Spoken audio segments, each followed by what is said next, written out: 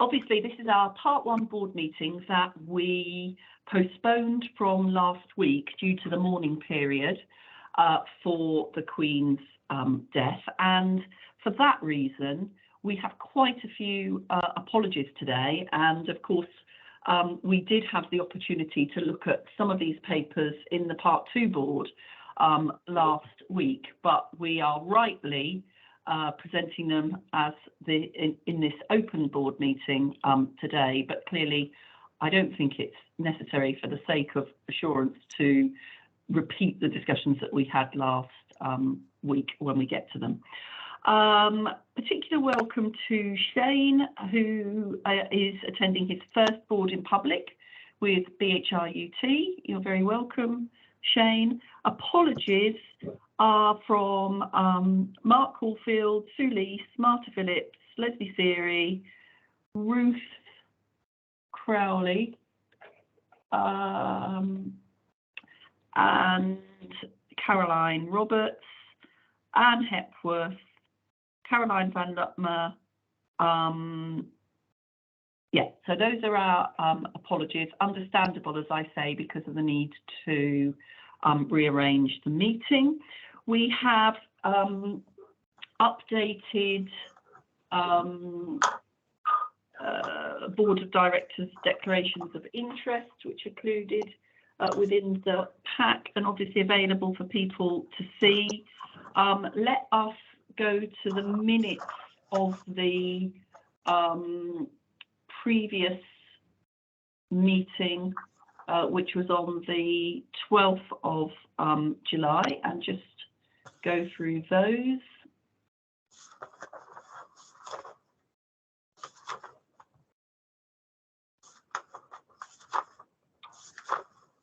Sorry, we will when I get to it. Good. Okay, I'll go through a page at a time, just in case there's any corrections that anybody wants to make. So page 1, page 2, page 3, page 4, page 5, page 6, page 7, page 8, page 9, page 10, page 11, page 12, page 13, page 14, page 15. Okay, good. We can take those as a correct record then. Nobody's identified any matters arising from that meeting. Has anybody got anything they think isn't covered elsewhere? Okay, on the action tracker, we've got 2 items.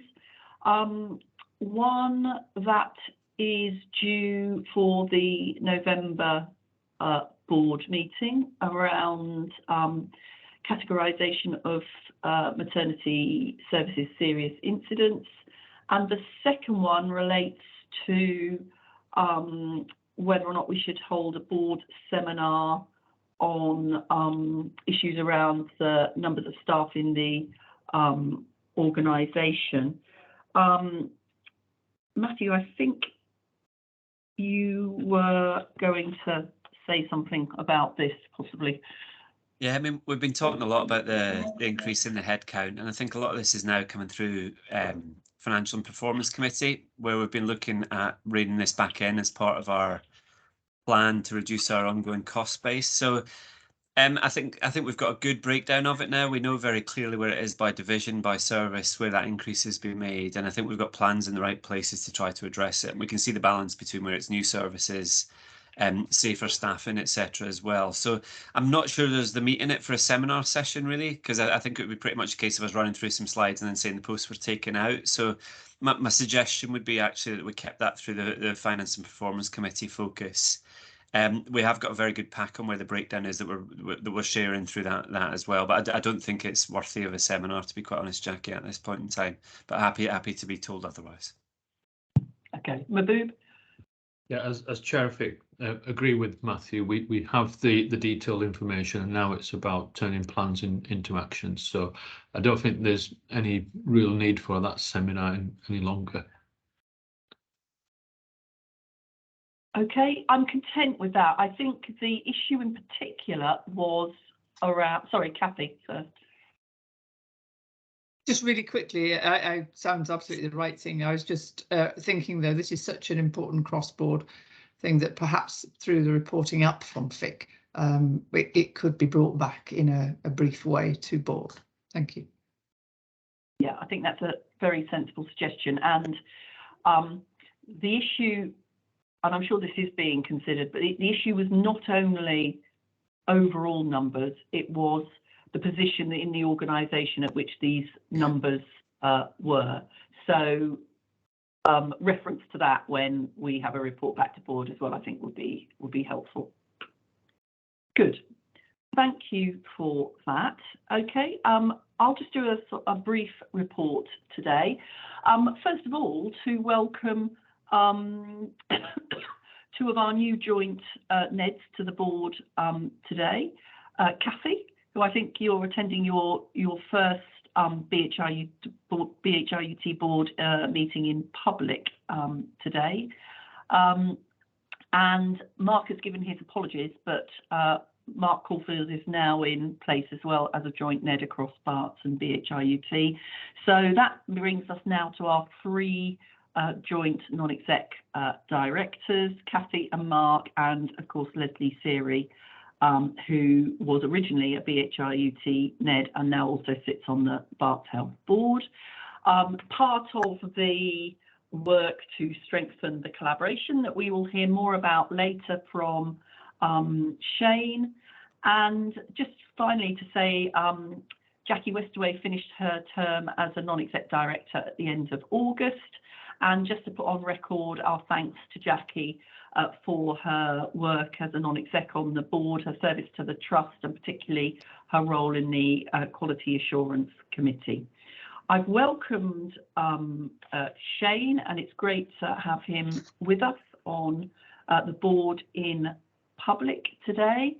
And Matthew, of course, continues in his role as Chief Executive of this trust, but also, of course, from the 1st of August, he holds the role now of Group Deputy Chief Executive for BARTS Health as well. So this is important progress in terms of the leadership of the collaboration, and also since the last time that we met in public in July, we have had meetings of the board collaboration committee between the two trusts. It met for the second time in September, and Shane will talk more about the priorities that we will be working on in the collaboration, and also the relationship between the collaboration between ourselves and BARTS and the acute provider collaboration, which also includes the Homerton and the work that we're doing there. Just a couple of other things.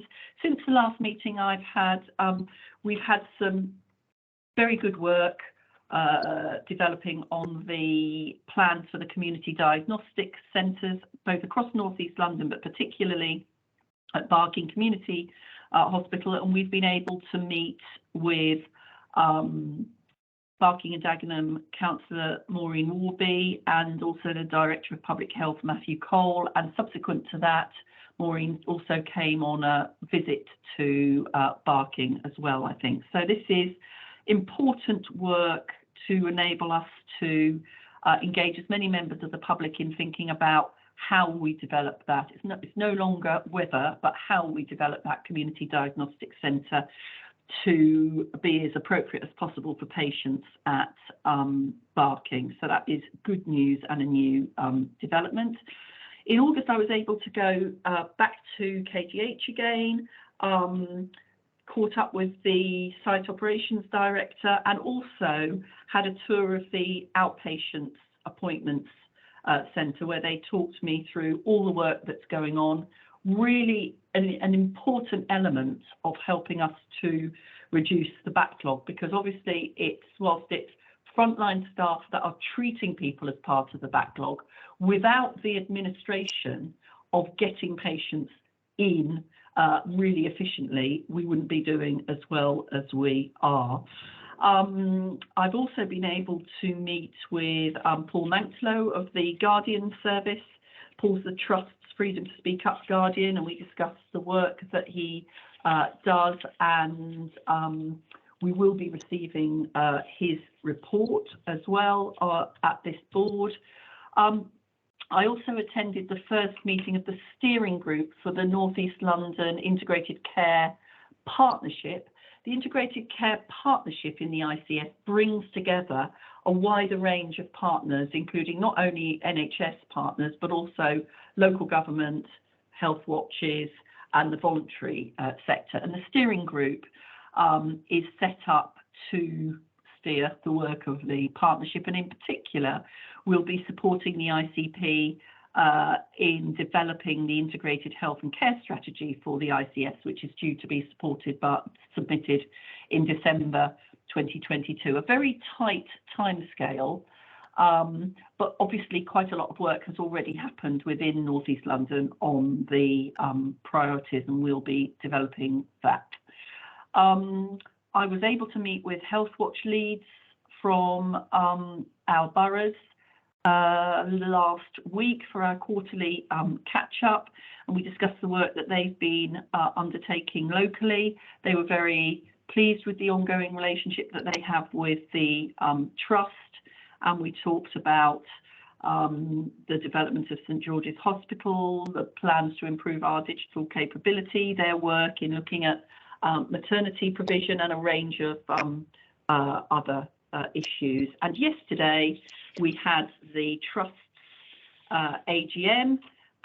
We heard from Matthew, who outlined our achievements over the past year, as well as looking ahead to what's coming up this year. Shane talked to us about the collaboration, and we heard from our Chief Finance Officer, Nick, about how we're doing financially.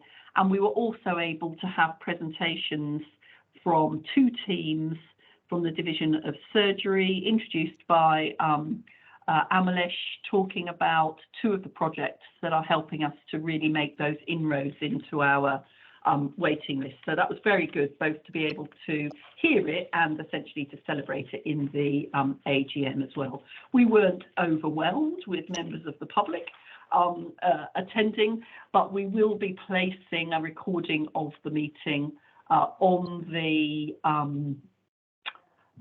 onto the website so that people can see those presentations. And obviously, if there's anything which people want to raise as a result of that, we will do our best to respond. Has anybody got any questions or comments on that? Okay, good. Matthew? Thank you, Chair. So my CEO update's in the pack, so I won't go through all of it. There's information in there about some of the steps we're taking to support staff around the cost of living crisis, and also what we're doing to try to reduce our agency and bank costs, including 500 new substantive staff joining us throughout this month, which is fantastic news. Really reducing the number of bank shifts and agency that we're going to pay for, and that's going to help us with our financial planning, as you'll see a bit later on. There's also a note in there about pensions as well. If you've followed senior doctors in particular on Twitter, there's been a really big issue about pension allowances and contributions, and we're in a position where for a number of our senior doctors, they're effectively paying to work in some contexts, and we've agreed a set of circumstances in which we can recycle people's pension contributions. It's something a number of trusts are doing. It doesn't cost the trust any extra money, but it does help individuals who are eligible to basically be in a slightly better financial position as a result of the work they're doing. And we have put in place criteria for it, so it's not a free-for-all. It encourages people to leave the pension scheme, which would be irresponsible.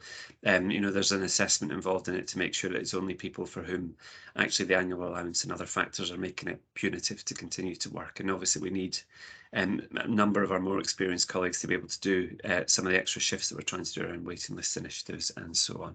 There's a couple of other bits and pieces in there to draw attention to. The school uniform work, I think some of this feels like a wee while ago, but because we've had a hiatus over the summer, we've been supporting staff with things like school uniform costs and other bits and pieces. And we had some fantastic wellbeing events in July with more than 3,500 staff attending. And all this is part of an effort to make sure that it's not just about recognising people's pay packets are under pressure, that there's other things we can do to try to help them cope with the state of the economy at the minute. And as we're facing higher and higher inflation, we'll continue to make sure that we really do focus on that. There's a thing in my update also about urgent emergency care. We've had continued pressure in there. It's been really quite surprising the kind of volumes we've seen coming in over the last couple of weeks, actually, for this time of year. You know, over the weekend, very, very high ambulance numbers coming in, the kind of numbers you typically see in the depths of winter. You know, I noticed King George yesterday getting 57 ambulance attendances, really significantly above average. And these kinds of volumes of very unwell people coming in does put the system under pressure. And that means that our patients continue to wait far longer than we'd like them to in emergency departments.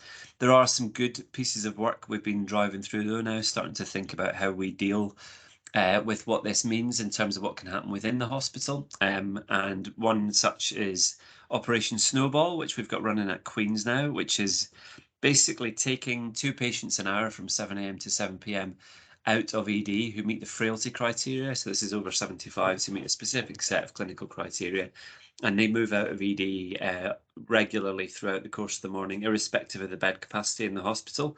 Now, typically to date, when you've got patients waiting for admission in the ED or patients moving through ED, they only go when the receiving wards are happy to take them. And it usually means they've created capacity, they're happy to accept the patient. And what that does is it pushes all the risk into A&E, where they're sitting there with the ambulances queuing, people waiting for beds, other people waiting to be seen. The principle behind Snowball, and it's this sense that it just keeps rolling, is that people will be moved through into the frailty service routinely, irrespective of the capacity at the back end of it. And the frailty service then works extremely hard to make sure we can send more people home the same day, actually to make better use of their bed base. And so, for example, yesterday, you know, we saw 20 patients running through 18 to 20 has been about the daily average for this. But the great thing yesterday is, you know, around 12 of those patients were moved out of ED and into the frailty unit before midday, which is the time of day where they need to clear those DTAs to get flow going. It's been really well received by the emergency department staff. The frailty staff are really enjoying it. They said it's hard work. The doctors are working hard, but the nurses in particular are taking it on their shoulders to really make sure that people are being pushed through, and the consultants have been clear that we should recognise the contribution nursing is making to this.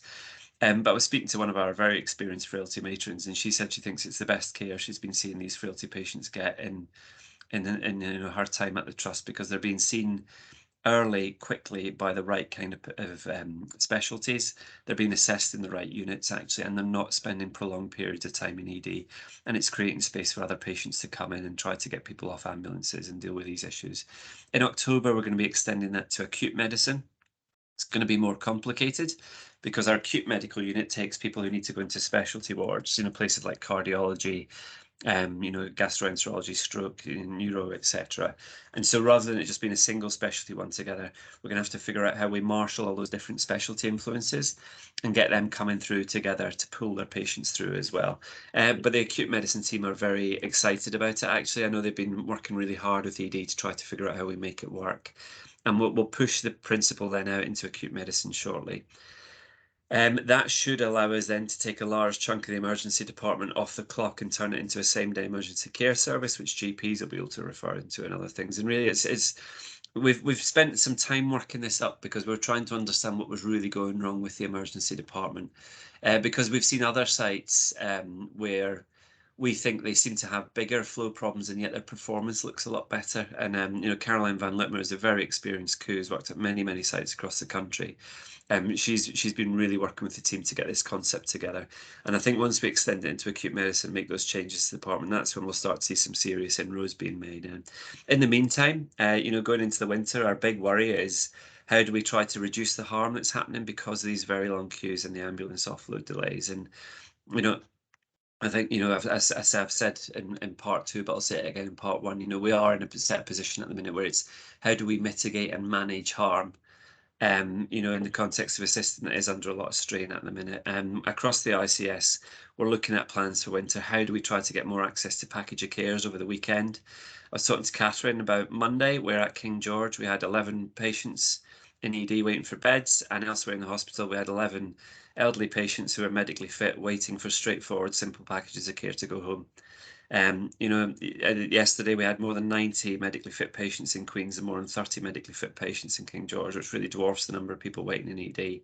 And so it's really important that we do continue to work with system partners to try to manage flow in that broader context, recognising that the local authorities, if we think we've got financial problems, I think theirs are even greater. And actually, if you look at the number of nursing homes and care homes who are now on the provider framework for taking people out of hospital, it's dropping by the month at the minute, and that of course means we end up with more people staying in the NHS beds who could be cared for elsewhere. So all these things are intertwined, but that's not to say we can't do more within the hospital, and that's very much where we're focusing.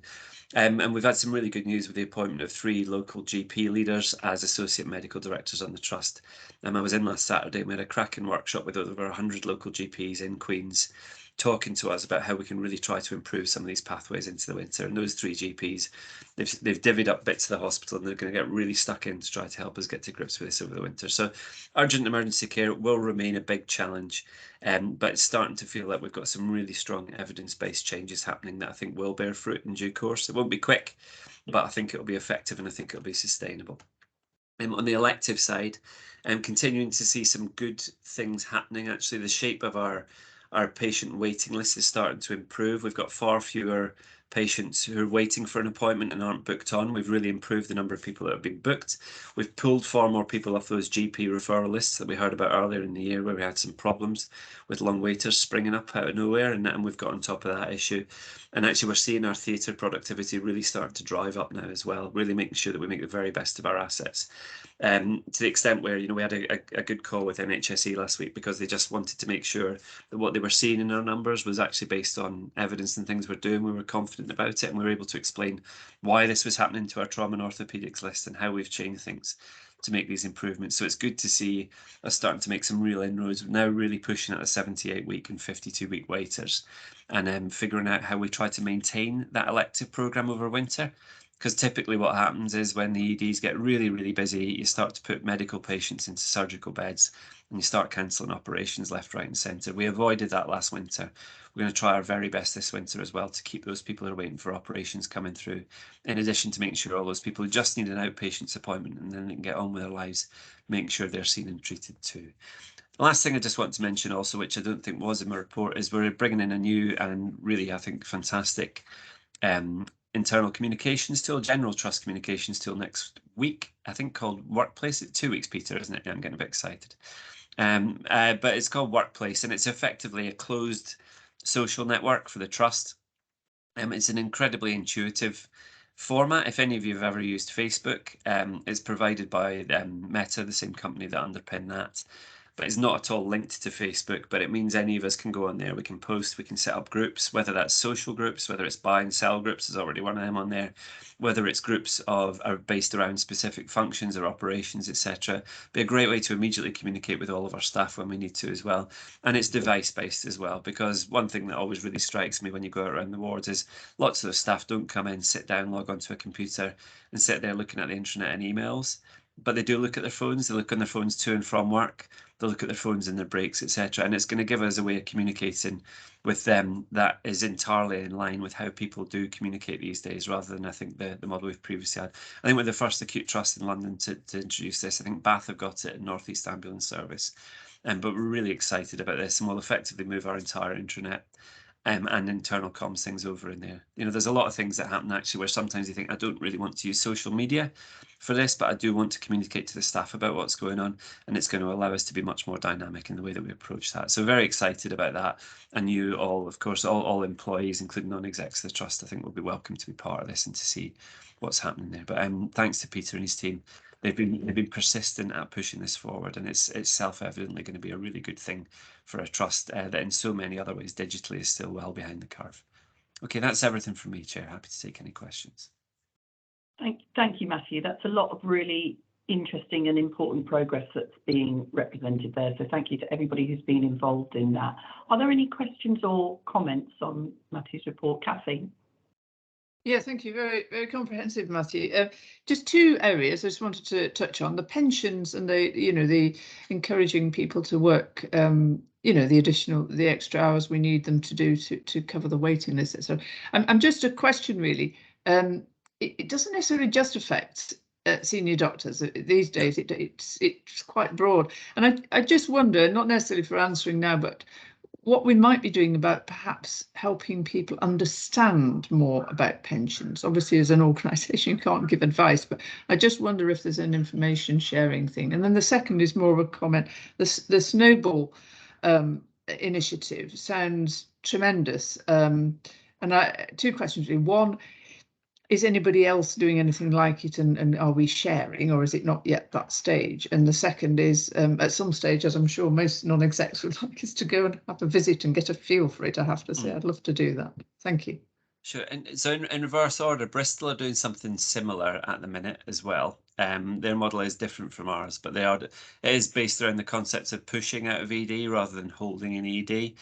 We did present a couple of slides on Snowball last week to the NHS London regional groups, such chief execs thing, and I think it's gone to the chief operating officers as well. And the data now 3 weeks in, I think is compelling. I don't think, I think having seen the data, it's difficult to think why we wouldn't extend it into other areas. So we're very much trying to share it. The key thing has been getting the staff on board, though. It's been the local leadership and the willingness to engage with it. I'm really pleased that we pushed through 2 weekends and the bank holiday weekend, and it's kept bouncing back. And actually, the staff have been desperate to get it going again because they can see the difference it makes when things get gummed up. So, yeah, really, really pleased with it as well. And on the pension side, I can see Alan wanting to come in, but I do think it's open to it's not just doctors, is it, Alan? It's open to staff. That's right. Yeah, anyone who's has difficulties because of the allowances and etc. So it is everyone. And we have, Kathy, been looking at a bit more financial education for the staff as well. Actually, we've got whole generations of staff who've never seen high interest rates before, and I think are in hock up to the hilt actually on things like cars and personal credit and so on, and haven't had to deal with the impact of this on mortgages and so on as well. So I know there's some other trusts in London have been working with local banks around staff education programs, etc. So this is all stuff the wellbeing team are having a look at so we can help people out. Maybe not pension advice, but more generally how to budget and spend wisely. Mahbub. Matthew, thank you very much for your comprehensive report. I just want to comment on the cost of living. First of all, really pleased that BHRUT is an enthusiastic partner working with local government at borough level on cost of living and how we have a more integrated programmed approach and reduce the fragmentation that's happening there. And really look forward to seeing that work come to fruition, and perhaps we can have an update at some point in a future board meeting there. On the social care providers, we knew that prior to the cost of living crisis, many of them had very fragile and unsustainable finances, and I'd really encourage us to look with our partners at some form of risk assessment of those, because quite often people receive phone calls on a Friday evening that a particular provider has fallen over, and we don't want that to happen in this part of London. But that approach to try and work with those operators to understand their issues and provide support would be really welcome, particularly as we go into what's going to be a very difficult winter. Yeah, I think the market resilience there is just not there, is it, actually, in social care? It's both because of the financial constraints on the providers, but also the workforce. And I think, as you see things like, I think M&S this week, offering all kinds of incentives for people to come on in a position where it makes it very competitive with entry grade roles into the NHS and so on. And it's getting harder and harder to sustain people in care roles. Just to be open about this as well, I mean, Catherine and I and a few others have been talking about whether we need to look at potentially using any parts of the bed base within the hospitals as effectively nursing homes on the site. We've got Erica ward over at King George, for example. It's been a step down ward with a medical input there. I think actually one thing we might need to start thinking about is if we've got such significant numbers of patients who need nursing care, how can we do that where we build a model within the trust that just accepts that and find a funding model that works and accept that perhaps we don't need consultant and junior doctors there to look after those patients, but have them available on an in-reach basis. So these are all part of, we're trying to be very pragmatic about the winter plans given how difficult the external position is. Linda. Thank you, Chair, and thank you, Matthew. I just wanted to pick up on the last point you made about the internal communication changes that you're planning. I just wanted to say that certainly from a volunteer stroke patient partner perspective, the internal internet stuff that you stick out, you know, weekly, etc., is incredibly useful. I just wanted to make sure that when you move to the future, that information, that communication, that general background that we all find incredibly useful is still going to be available to those of us who are not employees. Yes, absolutely, Linda. Yeah, and we'll very much make sure about that. There's also the capacity, I think, within Workplace to create sort of closed areas for non-staff to come in and access certain parts of it as well. So once we're a bit more comfortable with the technology, we'll have a look at how we do that, especially around things like volunteers and patient partners. But yeah, you will not be seeing any less of those comms from us. Thank you. Catherine. Thank you. I just wanted to go back to the pension point, really. We do run a really good getting ready for retirement scheme, which does address some of the pension issues. And I just wonder if rather than just addressing people who are thinking of retiring in the next couple of years, whether that particular session of that programme could be extended to other groups of people. Yeah, that sounds like a good idea. Thank you, Catherine. Good. Linda, is your hand still up or did you want to? Yeah, great. Thank you very much. Which brings us on to the collaboration update, which I talked about earlier on, and which Shane is going to introduce. Good morning, everyone. Delighted to be here. My first BHRT board meeting. We've got a paper in the pack, which is a mirror of a paper which will be going to the Barts Health Board as well. Purpose of the paper is to just provide an update on the collaboration for both boards, but also in the context of the ICS integrated care system and the acute provider collaborative changes. So a few comments, and we did touch on this last night, of course, at the annual general meeting, but obviously colleagues will know we spent probably the last year working through the collaboration, some good early wins. We've published documents, including a closer collaboration document in 2021, September.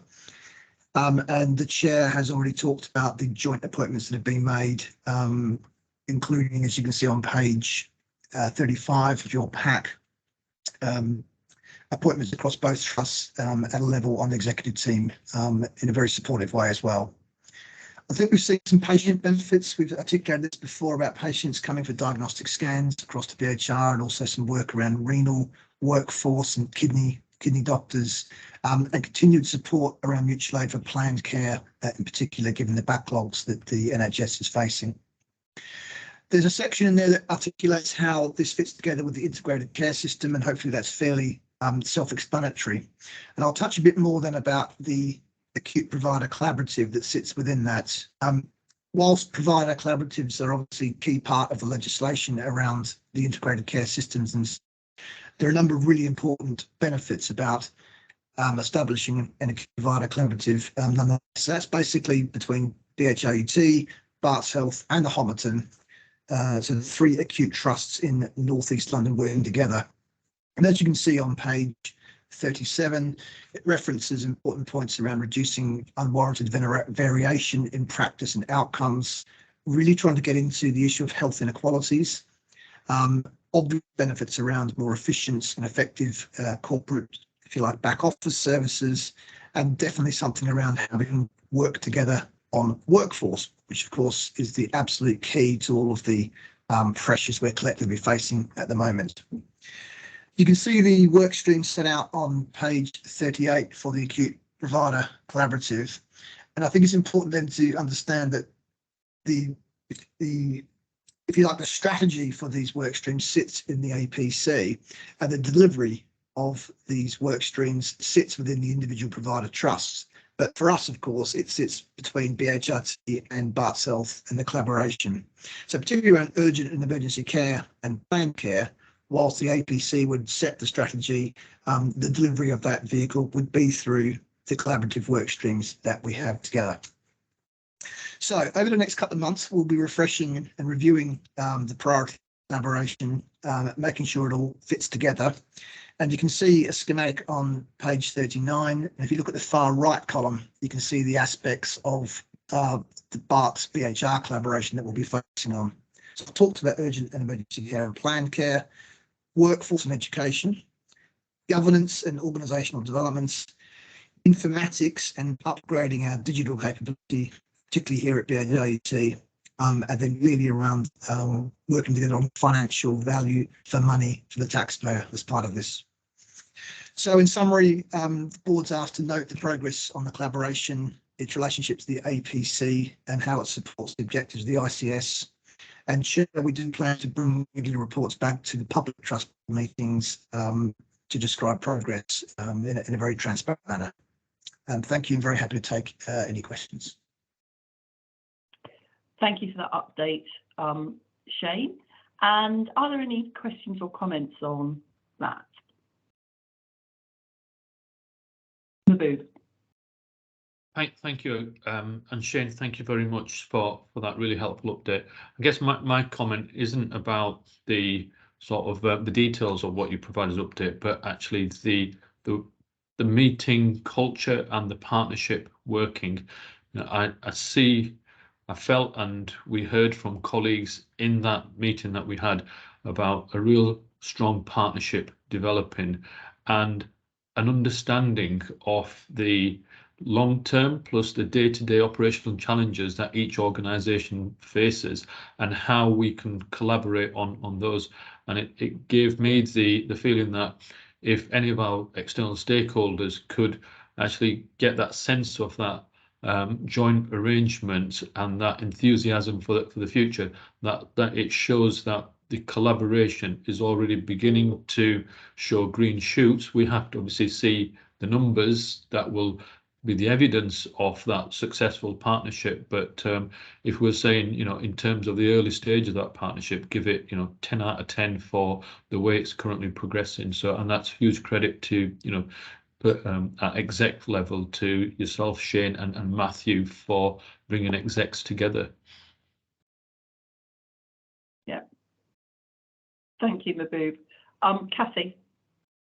Yeah, just quickly to build on what Mahbub says, I completely agree. I think that the collaborative sense and the culture is really, really positive. And the build is that at some point there will be really tricky things to do, because there are always really tricky things to do. But building that really good collaboration gives us the best chance of doing that. And then the second thing I think we shouldn't forget, and we had some discussions I think about the system, and the collaboration together is an enormous part of the system, and it just strikes me that we should never forget that, because we can both influence but also need to keep remembering we are the system effectively, or a very significant part of, so we can be a very positive influencing element. But I thought really good progress, so thank you. Great, good. Thank you, Shane, and thanks to Mahbub and Cathy for those comments, which I wholeheartedly endorse. And there is a lot of both practical work and also real commitment to building the relationships and making the collaboration work that has gone into this. So I'm very appreciative of that. Thank you. Let's move on to the Quality Assurance Committee report. Now, we don't have NEDs who are at that meeting to report back on this today, so I'm going to assume that people have had the chance to read it. And if there are any questions, you can raise them now, or we may well pick up some of the issues in the following items that we have on the agenda anyway. Okay, let's move on then to the Integrated Quality and Safety Report, which has been previously reviewed at Quality Committee. And of course, we also had the opportunity in the private board last week to look at this. Catherine, is there anything that you want to add at this point? I don't think there was particularly. I think, as you say, we went through it last week in quite a lot of detail. I think it's there for people to read, and so I'm very happy to take questions, I think, if that's okay. Thank you. Thanks very much. Is there anything that we didn't raise last week that anybody would like to bring up now? Okay, thank you. Let's move on then to item number 12, which is the learning from deaths, both quarterly report and annual report, which has been reviewed at Quality Committee. Mamta. Thank you for that, Jackie. So we had, Chair, one of the questions you asked me at the last meeting, or the last public meeting, was about what an SJR was. And I just thought I'd just come back to that and then look at if, take any questions related to the report. So the SJR is a structured review of the deaths that have happened across the organizations, and it's providing a format for the M&M meetings that happen within individual specialties.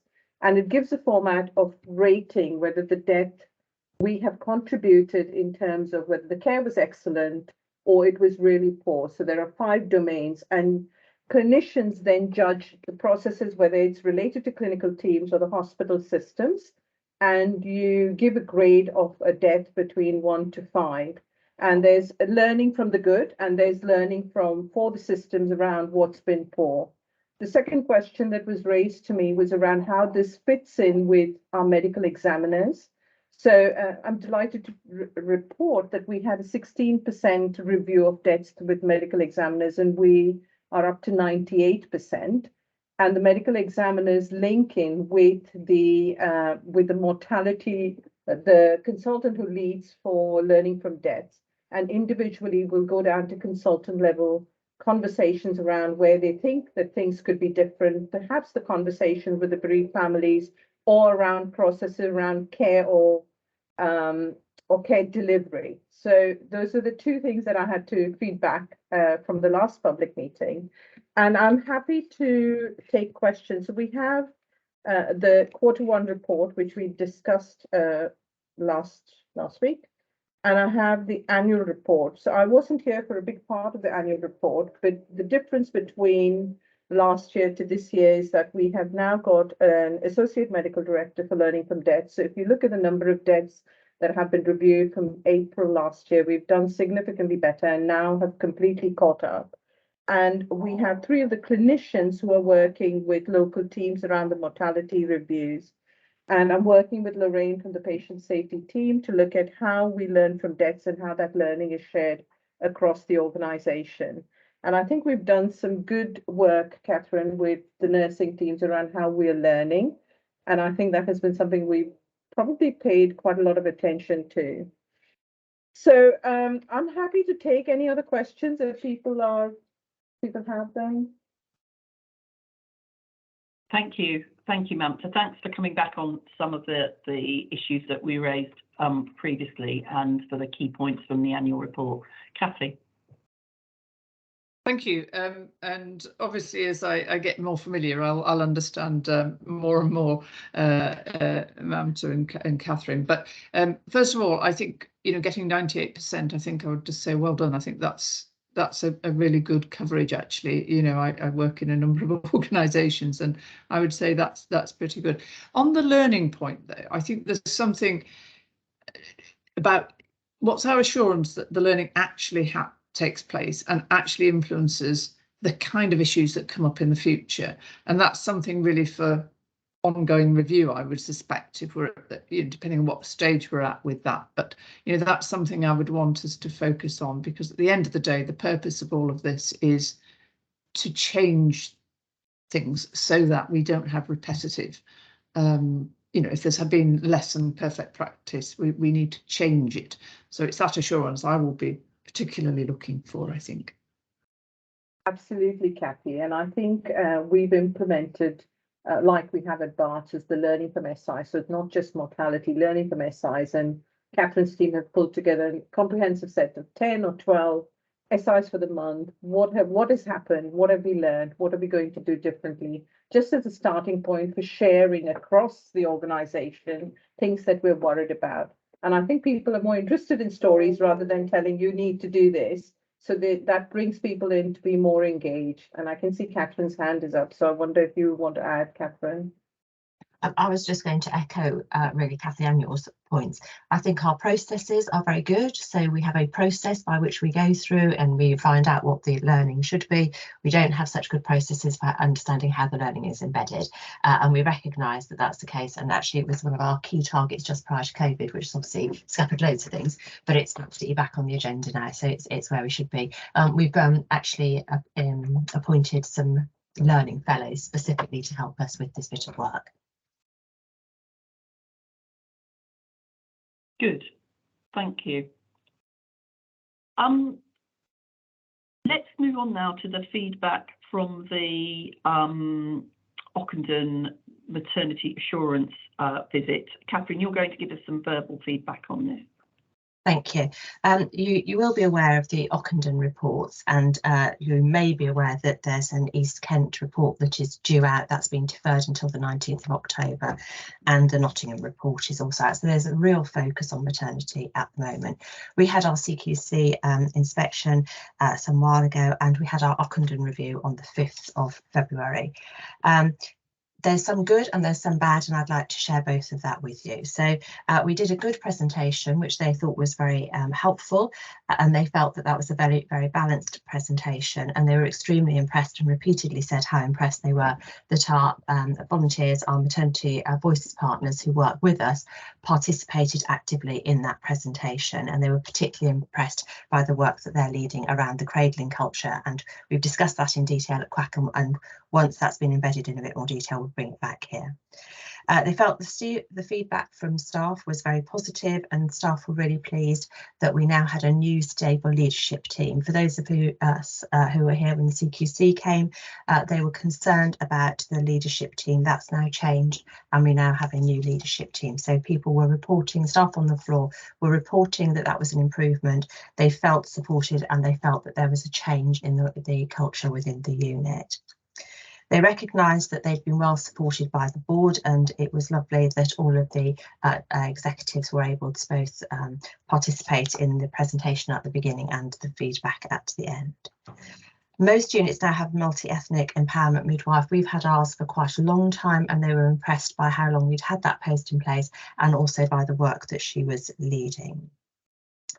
In terms of the doctors, we have had poor GMC reviews in the past. They are starting to improve in that area, and a number of the junior doctors reported being asked if they needed any support and what support they needed on a regular basis. So they felt that was very positive.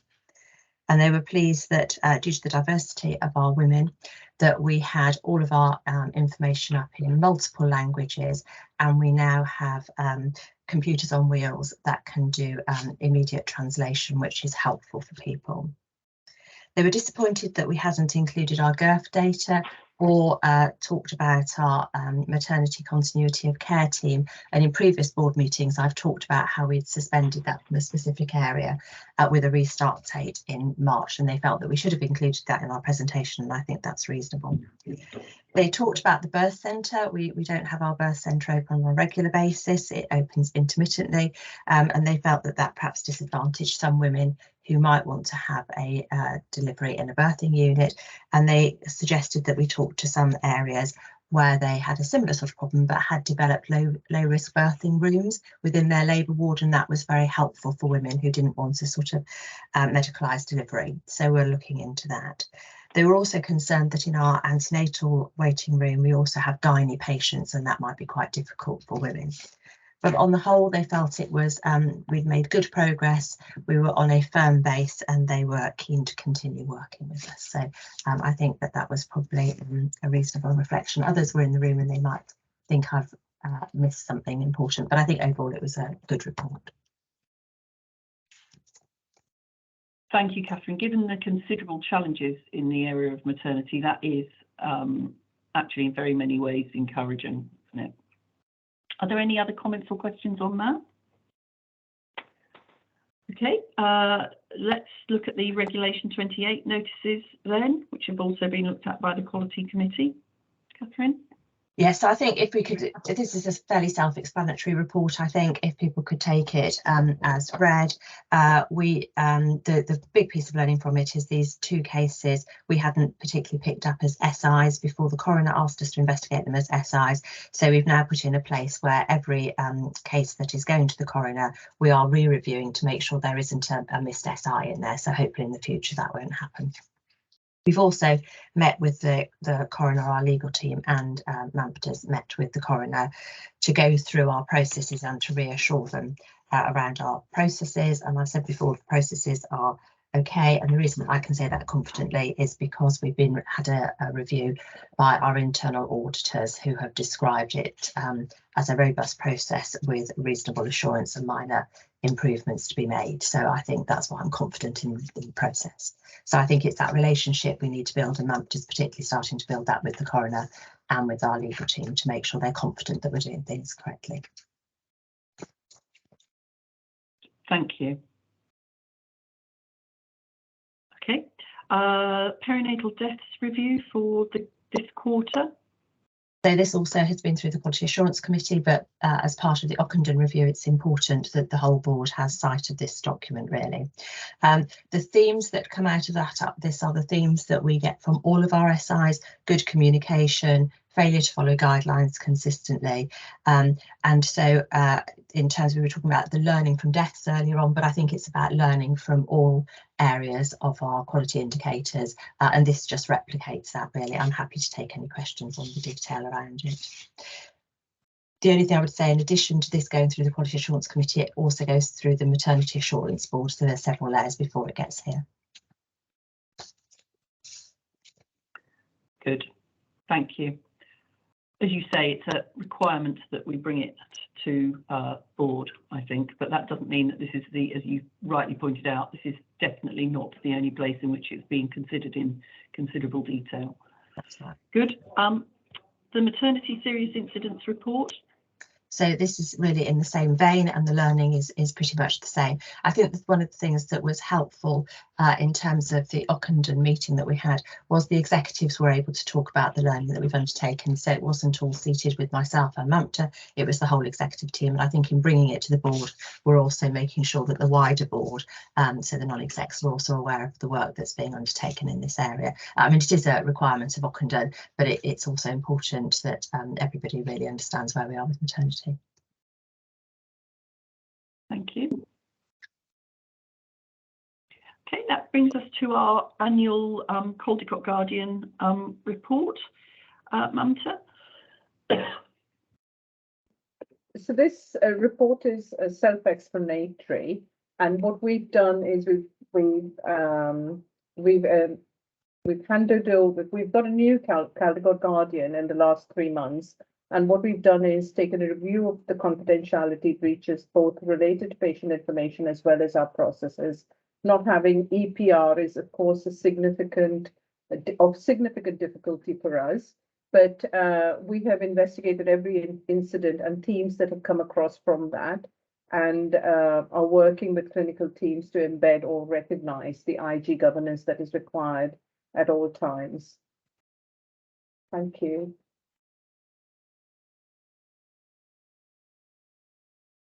Thank you. Are there any questions or comments on that? No, okay, thank you. Let's move on to the people and culture items on the agenda then.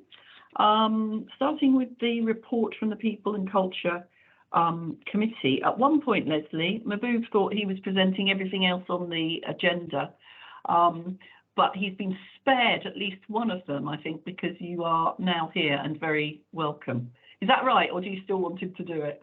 No, I am here and I am very happy to do it, although I am absolutely sure Mahbub would have done it so much better. And I shall look forward to listening to him present his report later. And apologies for lateness, I've been interviewing all morning. There are two issues that appear subsequently on the agenda. That's the res and des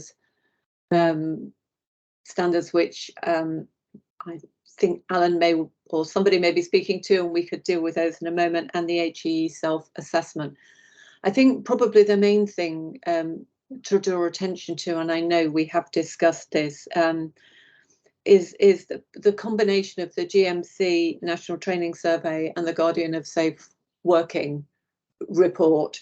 And I think it's fair to say that the committee really felt for Paul Greaves and Asma Aziz, who regularly come to the committee and present Guardian of Safe Working reports and raise issues and get assured that something is going to happen, and then they come back the next quarter and they raise the same issues. And there is a degree of frustration on their part, which was shared by the committee. Hence, I think the recommendation that the committee made, or the discussion that the committee had about really not wanting to be in the position again where we receive another report from them which says the same issues are still issues, and that's absolutely no reflection on them and the reports they write, because they're absolutely right to bring it to our attention.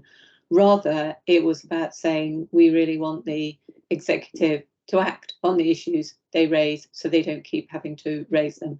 And we were really reassured in the meeting by both Matthew and Mamta that they had heard loud and clear the issues that were being raised, both in this and the GMC training survey, and subsequently actually discussions that were had at the Women's Staff Forum, where again Matthew and Mamta were both there when the issues were raised.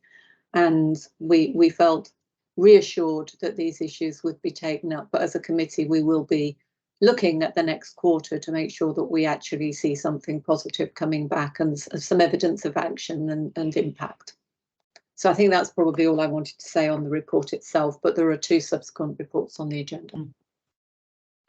Thank you, Leslie. Mamta, do you want to add anything to that? I saw you nodding when Leslie was talking about that was a difficult meeting, and I think there's quite a lot of concerted effort in trying to address the issues that they have raised, particularly the junior doctors. And Matthew and I met with Health Education England last week, actually, and have reiterated our commitment to hearing from junior doctors and improving their experience. We've done a twofold thing. We've got two site-based medical directors. We will be attending as execs the Junior Doctors Forum, and in fact, I've attended 2 out of the 4. To say that we take this seriously and we're going to complete the actions that have been raised. Every incident that has been raised by junior doctors, I'm going to be writing personally to them, and I have, to kind of close the loop around what we've done around the incidents they've raised, so they feel that they are heard.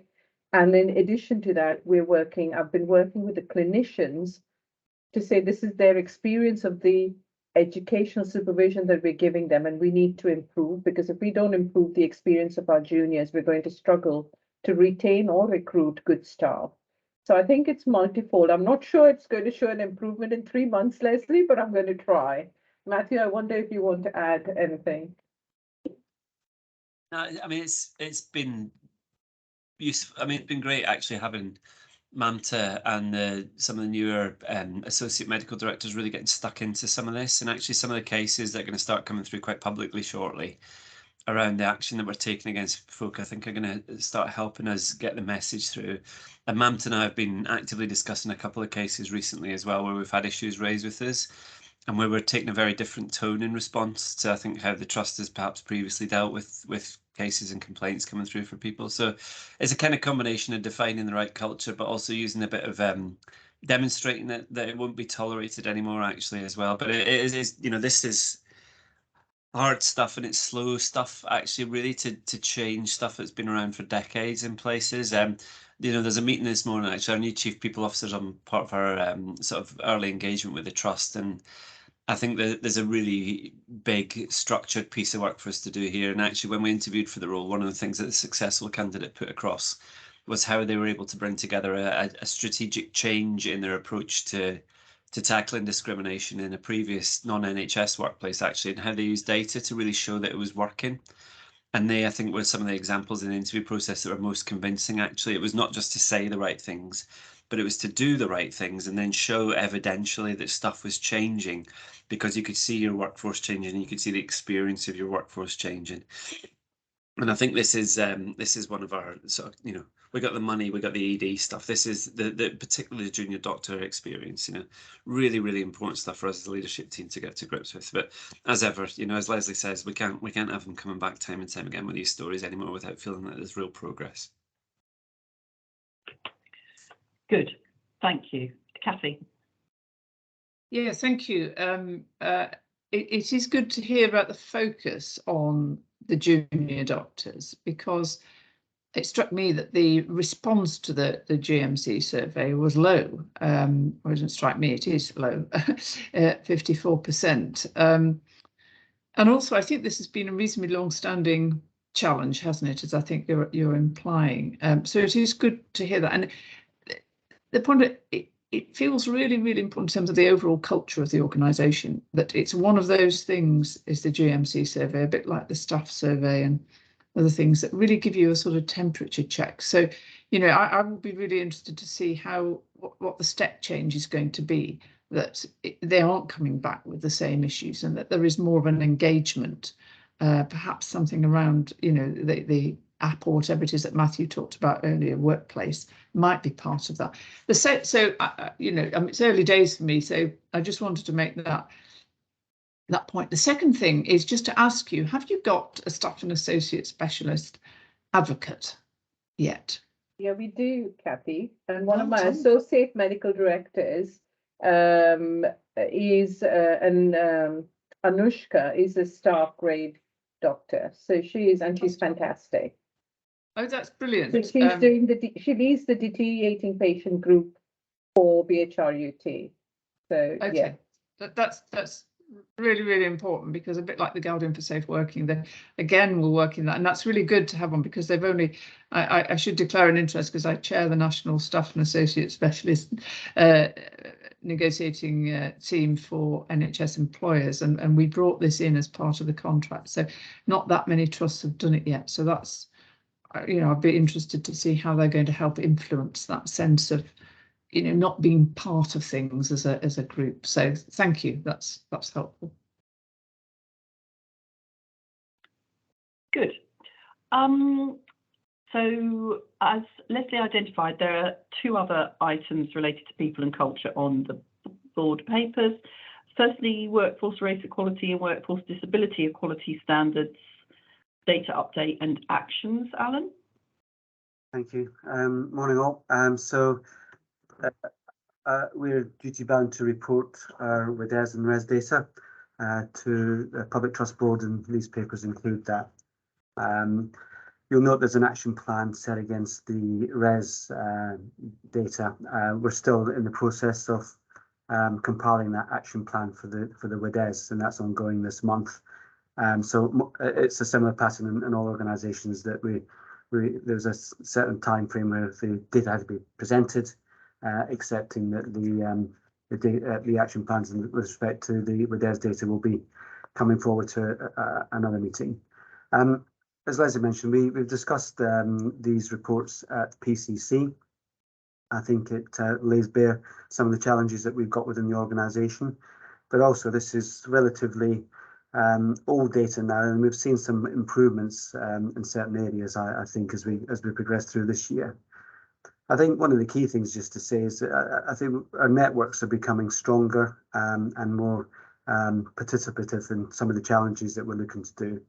The chairs of the network sit on PCC and regularly input into some of the discussions that we have in relation to some of the concerns that we have with regard to this, which is really good. And also we've set actions alongside each of the networks, and them participating and working alongside us to try and deal with some of these issues. So as I say, there's been a strong voice, because it's the same with the aspects from the HEE data and others with Anushka and others coming into these roles. They're still continuing to provide us with this information, It's then about how we turn that information into dealing with actions is going to be the key bit for our work this year. That said, I think we have been progressing some positive work around our recruitment approach. Again, we report regularly on how we ensure that the quality of recruitment improves, particularly in relation to our higher level appointments. And again, the board will look different with Janine coming on board in November and Mamta being on the board as well. So we are progressing now, and I think we've done some positive work and some good learning from those recruitment processes to ensure that we can develop that into our other senior appointments. So that's where we need to do, and our focus is about how we positively challenge the recruitment processes to make sure that our senior posts represent both our community and our workforce across the board. And so we've got some good plans in relation to that as well. And I think our other focus has been about how we tackled employee relations in the organisation. We had a really good discussion at PCC about the carrot and stick, about how we have to do both. So again, we're working on and dealing and tackling directly with issues of misogyny and discrimination, race discrimination, but at the same time making sure that we can be quite clear what the message is with our senior managers in the organisation about how they should be tackling this. So again, I'm quite confident that we'll see continued improvement in those areas. I think the biggest challenge for us is about people feeling that they're able to progress in the organisation in relation to some of the challenges they believe are being hampered in relation to achieving the promotion, which kind of goes against some of the data about that we are making some progress in that. So it's about that belief in that lived experience that we need to do some work on. I think one of the key things that we'll be able to look at and utilise is the site restructure and the leadership restructure. We're working with the King's Fund in relation to when we appoint into the roles for all the senior appointments, about the cultural piece and what the expectations are of our leaders within the organisation, and that's something that we haven't done for a long time. So when we go through that process of restructure and developing into those roles, working with the King's Fund, as I say, will help us be quite clear about what our expectations are about a leader in this organisation and what we want those leaders to be working on. Patient safety, finance, but also the cultural aspects as well. That's going to be a key bit of work, and it's going to be a great opportunity for us over the next few months to input into that. As I say, there's the plan set against the res aspect. I am the executive sponsor for the Ability Not Disability network, so I can speak for hours on this, but I think what's quite clear is, again, all about individuals' lived experience in the organisation. The biggest aspect we've got and hearing from staff is about reasonable adjustments and how we manage that. So again, working with Rosa, chair of that group, that we're doing a particular focus on how we deal with that, because that's our biggest challenge. And I think one of the key things that I've learned through this is about the empathy that we need to put into this when people go through these experiences. And so again, making sure that our managers are aware of that, having a policy framework around how we tackle some of these things. But I suppose for me, it's just about to assure the board that we've got some good plans in place. We know what some of these issues are, but as I say, working with the networks and staff side and others, that we'll be putting some good positive plans in place to make sure that we address some of those things. As I say, we're talking a lot about this just now, which is really good, and a lot of meetings and a lot of structures. The key thing now is to put some of that work into action. Thank you, Alan. I think it's a really important point that whilst there are some encouraging moves, particularly in some of the elements in the race standard around representation at the highest levels of the organisation, in some ways that's a sort of leading edge indicator, and what you then need to see is that reflected both in changes in behaviour and changes in culture and people's recognition that their experience is changing. But it's a very important first step. Are there any other questions or comments on this? Okay, thank you. Item 20 is the Health Education England provider annual self-assessment. which has not only been reviewed at the People and Culture Committee, but also was at the private board last week. And I therefore don't intend, unless anybody has anything new that they need to say, to do anything other than to ask the board's approval of this at this point. Okay, we'll take that as approved, which brings us on to finance and operational performance. You get your chance, Mahbub, to report on the Finance, Investment and Performance Committee. And there's absolutely no way I'm going to be anywhere near Leslie's bar, so I just want to manage expectations down from the start. Since the issue of Operation Snowball was covered extensively by Matthew in his Chief Exec's report, I'm not going to talk about that element of performance. But Elective, we had quite a lengthy discussion on the elective recovery programme and the PTL list being significantly high, and the challenges that we have around addressing that. So that's something we want to flag here, and perhaps exec colleagues might want to make comments around that, because that's an important element that will come up in the other two reports we've had that we're going to receive. On finance, we did have a significant discussion in private last time. We're expecting a detailed recovery plan coming to FIC next Wednesday.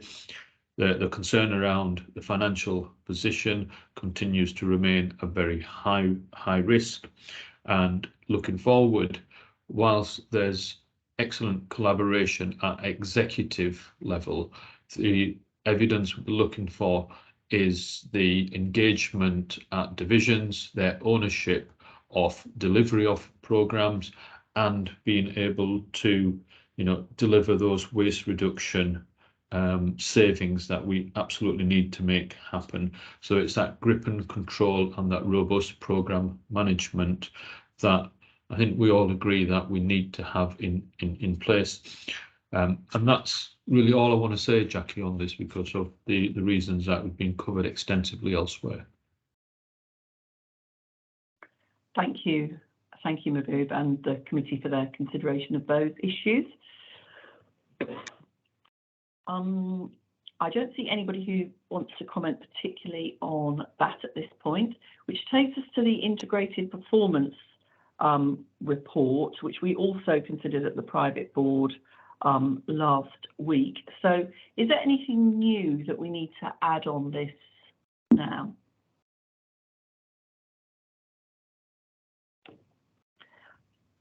No, let's go to finance.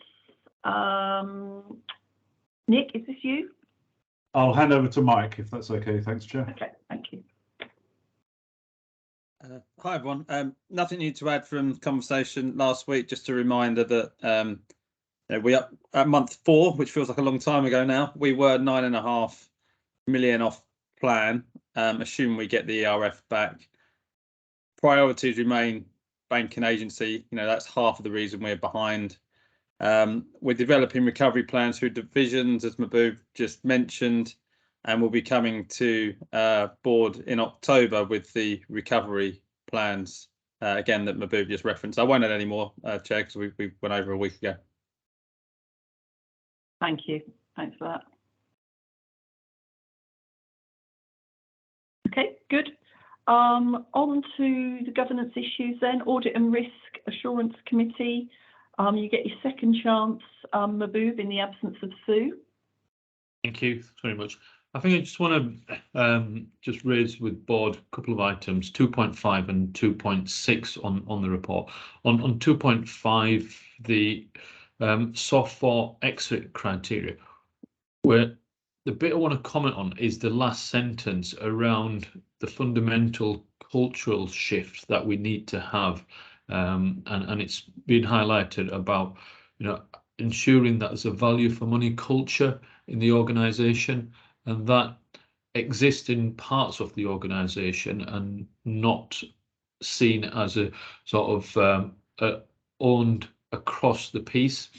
And whilst we're focused, and like Mike and Nick have said, on the money and trying to get within the right place at year end, this sort of longer term work the committee believe needs to be looked at and commence, because that is the sustainable financial culture that we need going forward. The next bit just to flag up is that Linda and colleagues have done some fantastic work on revising the board assurance framework, and we're very pleased to receive the new framework, and made some comments that would help improve that. And the discussion also covered about how that is positioned in committee agendas. Normally it comes at the last item or near the very end of 2 or 3 hours of a committee discussion, and the sort of suggestion is to how colleagues could look at having the BAF as a item higher up on the agenda, so you see the risks and you ensure that the items in the meeting, the business that's done, covers those risks that members are able to articulate at the start of a meeting. That's all. Thanks, Chair. No, thank you for that, and I think you're right. I mean, the point of a BAF is to drive the board's consideration to those areas that are of most significance. So I think you're right about that. We also had included in the report the external auditor's annual report and the health and safety annual report, which we will take as approved if people don't have any other questions. Okay, good, thank you. We have a report on the use of the trust seal covering 3 occasions, which I will take as ratified unless anybody has anything they want to add. I don't think we've identified any new risks as a result of the discussions that we've had in this meeting. Nobody has identified to me any other business. Takes us to questions from the public. We had one question that was identified in advance from Ros Maikura on behalf of the North East London Save Our NHS group, and Ros can't be here, but because she identified it and sent it in advance, I will read out her question and I think Nick will respond to it. And the question is, please will BHRUT consider the practice of Lewisham and Greenwich NHS Trust and publish anonymised case studies that illustrate patient experience which can be used in training in the trust to avoid mistakes arising from the implementation of complex NHS charging regulations. Nick. Right, thank you. Thank you for the question. BHRUT does have an experienced overseas income team with well-established processes to improve patient experience. And they already work with clinical colleagues to ensure we observe extensive legal requirements, as well as treat patients and provide training and advice. Thank you. Thank you, Nick. And we will make sure that that question, that response also goes back to Ros. Are there any other members of the public that would like to ask a question at this point? No? Okay, good. Thank you to everybody. It's been, as public boards go, it's been slightly shorter than would usually be the case today because of the rearranging of the date and the board having considered in detail quite a few of the important items on here in the private session last week. So the shortness of the meeting does not imply a failure to look in quite considerable detail at these things. Thank you very much to everybody, and I hope when it arrives you have a good weekend. And our next public board meeting is on the 3rd of November at Queen's Hospital, hopefully in person. Thanks everybody. Bye-bye. Bye. Bye. Thank you. Bye-bye.